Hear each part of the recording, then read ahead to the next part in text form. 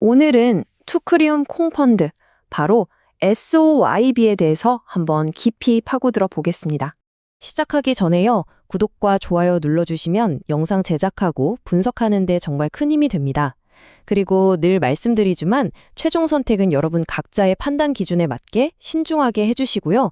오늘 이 내용은 투자 권유가 아니라 순수하게 데이터 분석 정보를 드리는 거라는 점 꼭 기억해 주세요. 자, 오늘은 어떤 순서로 살펴볼 거냐면요. 먼저 SOYB가 대체 어떤 상품인지 그 구조부터 알아볼 거고요. 그리고 지금 시장을 뜨겁게 달구고 있는 바이오 연료 얘기를 해볼 겁니다.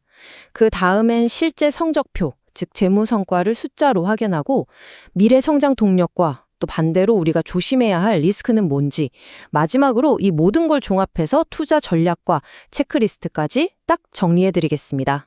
좋습니다. 그럼 첫 번째 이야기부터 바로 시작해 볼게요. 도대체 SOSYB가 뭐고 어떤 원리로 움직이는 상품인지 그 속을 한번 들여다보겠습니다. SYB, 이게 뭐냐면요. 아주 간단해요. 우리가 직접 선물 계좌를 트는 복잡한 과정 없이도 그러니까 대도 선물 가격이 오를지 내릴지에 투자할 수 있게 만들어 놓은 ETF입니다. 이걸로 인플레이션 위험을 방어하거나 포트폴리오를 다양하게 구성할 수 있는 거죠. 근데 이 펀드가 좀 특별한 점이 있어요. 바로 사다리꼴 만기 분산이라는 독특한 방식을 쓴다는 건데요. 보통 다른 상품 ETF들은 한 달짜리 단기 계약에만 집중하거든요. 근데 SYB는 만기가 다른 여러 계약에 돈을 나눠 넣어요. 이게 왜 중요할까요? 바로 롤오버 비용, 그러니까 계약을 연장할 때 드는 비용을 최소화하려는 아주 영리한 전략이기 때문입니다. 지금 포트폴리오를 딱 들여다보면 그 전략이 한눈에 보이죠?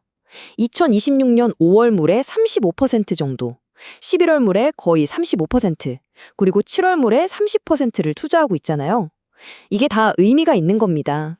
11월은 북미에서 콩을 수확하는 시기고 5월과 7월은 남미의 수출 시즌이면서 북미에서는 파종을 하는 때거든요. 이렇게 시기별로 자산을 잘 나눠놓으니까 계절적인 변수나 갑작스러운 가격 충격에도 좀 더 안정적으로 대응할 수 있는 겁니다. 이게 바로 SOYB의 핵심 경쟁력이라고 할 수 있죠. 자, 그럼 이게 어떻게 최근 엄청난 성과로 이어졌을까요? 다음으로 넘어가 보죠. 현재 SOYB의 가격을 끌어올리는 가장 강력한 엔진은 뭐니 해도 미국의 바이오 연료 정책, 이 거대한 변화에서 나오고 있습니다. 미국 농무부 USDA의 예측을 보면요. 미국에서 바이오 연료를 만드는 데 필요한 콩기름, 즉 대두유의 수요가 무려 17%나 급증할 거라고 합니다. 여러분, 이게 그냥 시장이 좋아서 오른 게 아니고요. 정부 정책이 직접적으로 만들어낸 말 그대로 폭발적인 수요라는 거죠. 이 변화의 한가운데 바로 미국 환경보호청 EPA가 있습니다. 예전에는 작은 정유사들한테 바이오 연료를 섞어야 하는 의무를 면제해줬거든요. 근데 이제는 그 면제해줬던 양까지 대형 정유사들한테 대신 채우라고 한 겁니다. 그러니까 갑자기 시장에 바이오 연료가 엄청나게 더 필요해진 거죠. 그래서 새로운 의무 생산량이 최소 52억 갤런에서 많게는 56억 갤런까지 확 늘어날 거라는 전망이 나오고 있는 겁니다. 이런 정책 변화에 시장이 어떻게 반응했을까요? 말 그대로 즉각 반응했습니다. 대두유 가격이 폭발적으로 오르면서 파운드당 60센트를 향해 치솟았어요. 이게 4개월 만에 최고치를 찍은 겁니다. 당연히 콩을 가공해서 기름을 만들려는 수요가 어마어마하게 늘어날 수밖에 없겠죠. 결국 대두유 수요가 이렇게 퍼지니까 그 원재료인 콩 가격이 가만히 있을 리가 없겠죠. 시카고 상품거래소의 3월물 대두 선물 가격도 부쉘당 1,185센트, 그러니까 11.85달러까지 오르면서 아주 강한 상승세를 만들어냈습니다. 모든 게 다 연결되어 있는 거죠. 자, 그럼 이제 SOMB의 성적표를 한번 까볼까요? 여기서는 정말 빛과 그림자, 이 펀드의 두 얼굴을 똑똑히 보시게 될 겁니다. 단기적으로는 정말 좋았는데 장기적으로는 발목을 잡는 게 있거든요. 데이터를 보시기 전에 머릿속에 이 구도를 딱 그려두시면 편해요.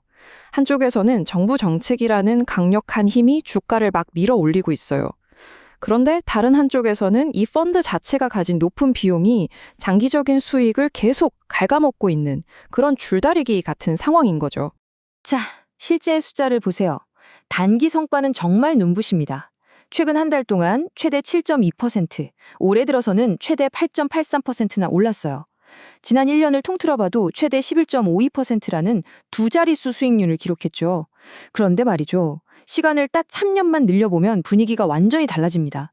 마이너스 4.67%에서 심지어 마이너스 17%까지 심각한 손실을 봤어요. 10년 연평균 수익률도 3.36%에 그칩니다. 이 숫자가 뭘 말해줄까요? 장기적으로 묻어두기에는 비용 부담이 너무 크다는 걸 명확하게 보여주는 거죠. 돈의 흐름을 보면 투자자들의 생각이 읽히는데요. 이게 재밌습니다. 최근 3개월 동안은 단기간에 너무 오르니까 차익 실현 매물이 나오면서 1,840만 달러 정도가 빠져나갔어요. 하지만 시야를 좀 더 넓혀서 6개월, 1년을 보면 각각 1,345만 달러, 1,186만 달러가 오히려 들어왔습니다. 그러니까 단기적으로 이익을 보고 빠져나가는 사람들도 있지만 장기적으로 이 펀드를 지지하는 기관 투자자들의 돈은 여전히 굳건하다는 신호로 해석할 수 있겠습니다. 자, 이제 시선을 미래로 한번 돌려보죠. 앞으로 소에비의 운명을 결정할 이 수급, 즉 수요와 공급의 큰 그림은 어떻게 될까요? 왜 계속 수요가 공급을 이기는 상황이 펼쳐지는지 알아보겠습니다. 최신 USDA 보고서를 보면 답이 나옵니다. 자, 스토리는 이렇습니다. 브라질에서 콩이 역대급으로 많이 났어요. 그래서 전 세계 생산량이 4억 2,570만 톤에 달할 전망입니다. 그럼 가격이 떨어져야 정상이잖아요? 그런데 아니에요. 미국의 재고는 오히려 3년 만에 최저 수준으로 뚝 떨어질 걸로 보입니다. 왜냐? 콩을 가공하고 수출하려는 수요가 그야말로 폭발하고 있기 때문이죠. 전 세계적으로 콩을 짜서 기름으로 만드는 양도 사상 최고치를 기록할 전망입니다. 결론은 딱 하나입니다. 공급이 아무리 늘어도 수요가 그걸 잡아먹고도 남을 만큼 폭증하고 있어서 가격이 부실당 10달러 20센트라는 높은 수준에서 버틸 거라는 겁니다. 이건 단순히 수요가 좀 늘었다, 이런 차원의 얘기가 아닙니다.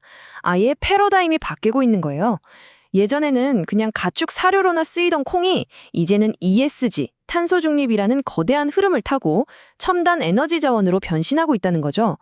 쉐브론 같은 거대 에너지 기업이나 바이엘 같은 농업 기업들이 이 시장에 뛰어들고 있고요. 특히 섹션 45G 같은 세금 혜택 정책은 콩을 거의 국가 전략 자산 수준으로 끌어올리고 있습니다. 하지만 여러분, 항상 좋은 이야기만 있을 순 없죠. 투자의 세계에서는 리스크를 아는 게 돈을 버는 것보다 더 중요합니다. 지금부터는 우리가 꼭 알아야 할 외부적인 위협과 이 펀드 자체의 내부적인 약점들을 냉정하게 짚어보겠습니다. 밖에서 올 수 있는 위협은 크게 세 가지입니다. 첫째, 미국과 중국의 무역 전쟁이 다시 시작되면 큰일이죠. 중국이 미국 콩 수입을 중단하면 가격이 폭락할 수 있습니다. 둘째, 경쟁자들이 있어요. 폐 식용유나 소기름 같은 게 콩기름보다 싸기 때문에 이런 대체 원료들이 시장을 뺏어갈 수 있습니다. 마지막으로 날씨의 역설인데요. 가뭄이 들면 공급이 줄어 가격이 오르지만 반대로 올해 브라질처럼 날씨가 너무 완벽하면 콩이 너무 많이 나서 오히려 공급 과잉으로 가격이 떨어질 수도 있습니다. 펀드 자체에도 약점들이 있습니다. 첫째, 콘텐고라는 현상인데요. 말이 좀 어렵죠? 그냥 쉽게 말해서 미래의 선물 가격이 현재보다 비싸서 계약을 바꿀 때마다 나도 모르게 손실이 조금씩 쌓이는 구조라고 생각하시면 돼요. 둘째는 아까도 잠깐 언급했지만 운용보수가 너무 높아요. 이건 장기적으로 수익률을 갉아먹는 주범입니다. 마지막으로 운용사에서 세금 처리가 더 간편한 SOYBN이라는 자매 펀드를 새로 만들었어요. 그래서 기존 SOYB에 있던 돈이 그쪽으로 빠져나갈 위험도 있습니다. 자, 그리고 이 펀드의 가장 큰 약점, 바로 이 숫자입니다. 2.73%. 이게 SOSYB의 총 운용 보수인데요. 비슷한 상품들 평균이 1.69%인 걸 감안하면 이건 정말 높은 수준입니다. 거의 징벌적이라는 표현이 어울릴 정도예요. 이 살인적인 수수료 때문에 사서 묻어두는 장기 투자자들한테는 정말 치명적인 거죠. 자, 그럼 이 모든 정보를 다 종합해서 우리는 어떤 전략을 세워야 할까요? 제가 딱 정리해서 바로 써먹을 수 있는 체크리스트까지 제시해드리겠습니다. 그래서 결론은 이겁니다. 전술적으로는 비중을 늘리고 전략적으로는 비중을 줄여라. 이게 무슨 말이냐면요. 지금처럼 정책 모멘텀이 아주 강력할 때 3개월에서 6개월 정도 짧게 보고 투자하는 건 아주 매력적이라는 겁니다. 하지만 앞에서 봤던 그 높은 비용 문제 때문에 이걸 내 포트폴리오의 핵심 자산으로 길게 가져가는 건 바람직하지 않다는 뜻입니다. 마지막으로 여러분이 앞으로 직접 시장을 보면서 판단하실 수 있도록 5가지 핵심 체크리스트를 드릴게요. 이것만 기억하시면 됩니다.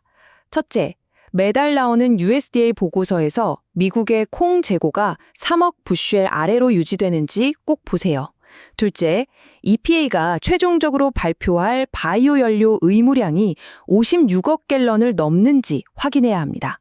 셋째, 선물 시장에서 가까운 미래의 가격이 더 비싸지는 백오데이션 현상이 나타나는지 보세요. 이건 아주 강력한 상승 신호거든요. 넷째, 매주 나오는 수출 데이터에서 큰 손인 중국이 계속 콩을 사가는지 체크하고요. 마지막으로 SEC 공시를 통해 SOIB의 돈이 새 펀드인 SYBN으로 대거 빠져나가지는 않는지 감시해야 합니다. 이 지표들이 앞으로 여러분의 투자 결정에 아주 훌륭한 나침반이 되어줄 겁니다.